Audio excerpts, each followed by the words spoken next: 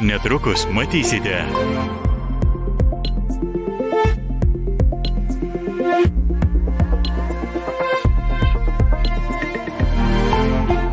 Likite su LRT. Orbano era Vengrijoje baigta, pergalę švenčia Pėterio Modiaro Tisa. Jungsime su Budapeštu ir klausime, kaip keisis užsienio bei saugumo politika. Žlugus taikos daryboms su Teheranu pavakarę Jungtinės valstijos grasina pradėti Irano uostų blokadą. Aiškinsimės iš to kylančias rizikas. Ir išgirsite 4 amžių skaičiuojančios antros pakopos pensijos istoriją. Labadiena Lietuva nuo 14 valandos. Pasiruoškite ir spėliokite. Aš esu Simonas Daukantas ir aš esu 100 litų. Aš esu Briedis ir aš esu 100 talonų. Niekas nežadėjo, kad žaisti Lietuvą yra lengva. Bet užgiedojo višta. Pirst. Ir smagiausia pramoga prasidėjo su trenksmu. Aš tavęs juk laukiu. Laukiame jūsų šeštadienį, 9 vakare. Neįtikėtinos kelionės į atokiausias pasaulio vietas ir unikalios negirdėtos istorijos. Turistų dar neatrastos vietos, autentiška vietinių kultūra, skoniai ir kasdienybė. Dokumentinėme seriale Antonis Burdenas – Nepažįstami kraštai. Darbo dienomis 13:15 per LRT televiziją. Lietuva kalba apie vis sunkiau prognozuojamus ir kontroversiškus Amerikos lyderio Donaldo Trumpo veiksmus, kurie kaitina įtampą pasaulyje.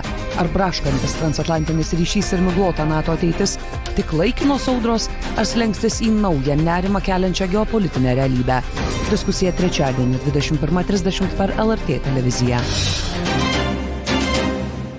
Lietuvis rūpinasi prabangiausių Dubajaus vietų apšvietimu. Ten bus tokia šviesos instaliacija, kaina buvo apie 10 milijonų eurų.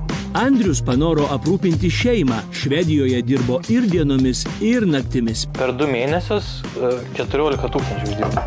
Ne emigrantai, rytoj 19:30. Per Kosovo ir Šiaurės Makedonijos sostinės, Visko esam matę, bet... kur filmuojama antra potvynio dalis. Nežinau, kaip prabėgti. Ir Birmingemo gaujos pratęsimas. Čia britvutės trūksta. Penktadienį. 19:30 per LRT. Žiūrėkite, 1000 pasaulio stebuklų.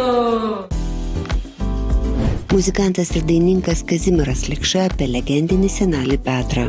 Mokslų daktaras Tomas Rytala apie močiutę režisierę Juliją Damkevičienę ir Petraičių šeimos magiją. Lietuvos televizijos naujienų žurnalistė Guoda Pečiulytė apie sumuštinį ir vaikystę televizijoje. Ir aš prisimenu jau pastėrusi, sakys, maždaug vos net, ar tu supranti, ką tu darai? Stilius šeštadienį. Atšiauriausias jūrų kelias Arkties vandenyne. Daugiau žmonių yra įlipę į Everestą, negu kad perplaukia šiaurės vakarų jūrinių kelių. 6000 kilometrų istorijų. Mes pamatėm tiesiog to gyvenimo likučius. Trečiadienį 19:30 per LRT televiziją. O dabar aptarsime investicijų grąžą. Tai kiek tų nosinių? Tai jūs nuspręskit. Nebijok savo kalbos ir klaidų. Rašykite nacionalinį diktantą kartu su kitais jau balandžio 16 dieną ir pažinkite savo kalbą. Daugiau informacijos diktantas LT. Rašyti kviečia LRT.